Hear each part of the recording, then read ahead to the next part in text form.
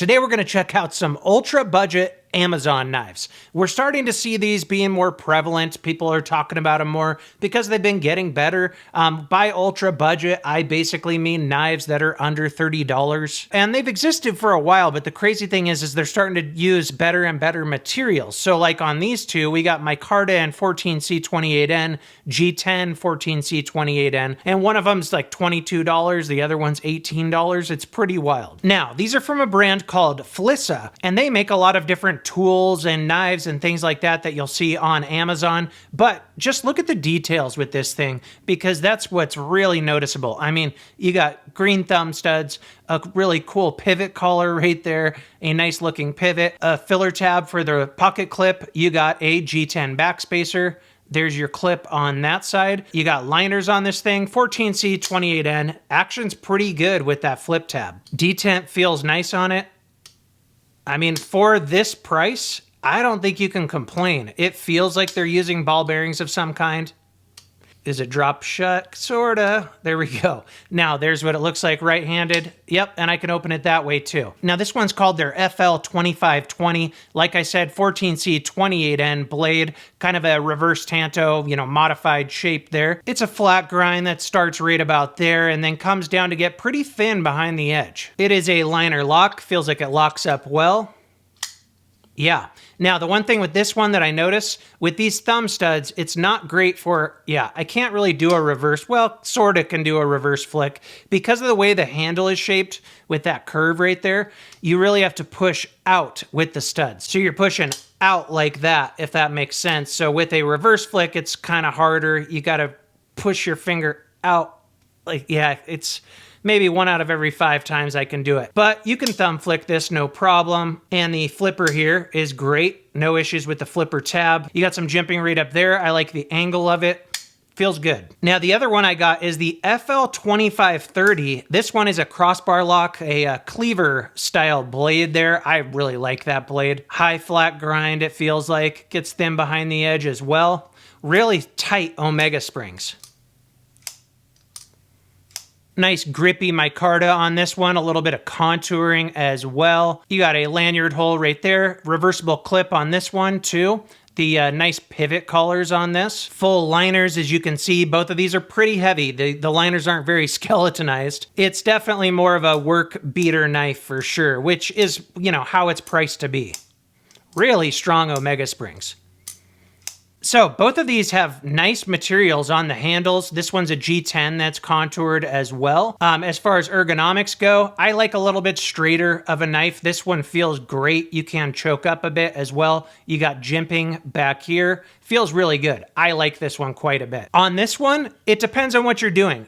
For like cooking, you're camping and you're cooking or something, that handle shape can actually work out quite well. So it depends on, your kind of use case. If you're more of an outdoorsy type of person, you're going to be doing a lot of chopping and stuff like that. It's a good handle shape and a good blade shape. Now with the FL2520, you're looking at about 8.5 inches. It's a full-size knife for sure. Your cutting edge is about 3.5 inches, maybe a little bit over. On the 2530, a little bit under 8 inches, full length, maybe 7 7/8, I would say. And your blade length is about 3 1/8. So a little bit smaller on this guy. I really like this cleaver blade shape. It's great for opening packages, things like that.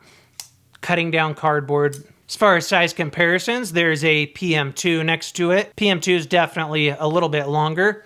With the bigger guy here, that's going to be longer than a PM2. Let's weigh these. I'm guessing 5.5 ounces. Ooh, less than that. 4.9. All right, I was off. I would say 4 ounces with this guy. Yeah, close. So definitely both are pocketable. If you like a bigger knife, especially with this one and that handle shape. Ergonomics feel good on it as well. You do got some jimping back there. It really locks in your thumb. I like that contoured handle too. It's, for the price, you're getting more here than some knives that are double this price. Let's see how sharp it is. Not bad. Definitely a working edge. I think you could get it even sharper. Let's try out this guy here. Yeah, that one feels a little bit more slicey. So pros and cons. With this one, it's not really my style. I don't tend to like handles like this, but I totally understand their use case. If you're more of an outdoorsy person, it's a great handle shape for that, and it is ergonomic. It's just not my favorite as far as looks and how it feels, but I know a lot of people are into it. I do wish on this one it was easier to do a reverse flick. Like I said, it's pretty hard because of where those thumb studs are. They're kind of back, and then if you're gonna push right up, it's gonna be right into the handle. So you got to kind of flip it out. There you go. But as far as thumb, that's no problem. And obviously the flipper tab feels good too. I do think I like this guy better. It's just more my style as far as blade shape goes, as far as size goes. Good for EDC. Really like the ergonomics on this and the jimping back here. And it has a stronger Omega spring, which I like. Now, they say on their website, these are heat treated to 58 to 60. If that is true, that is pretty damn good for 14C28N at this price range. Your sweet spot's usually 59 to 61, something around there.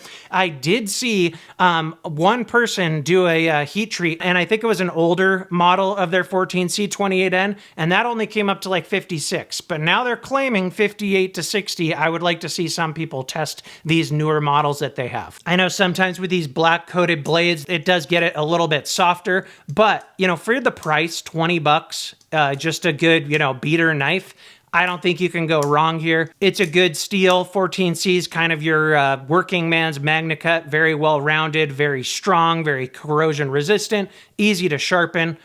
But yeah, there's a lot of good here. The centering on these is great. They have good materials, good action, unless you want to reverse flick this one. If you like a strong crossbar lock, you like this cleaver blade shape, I would go with this one.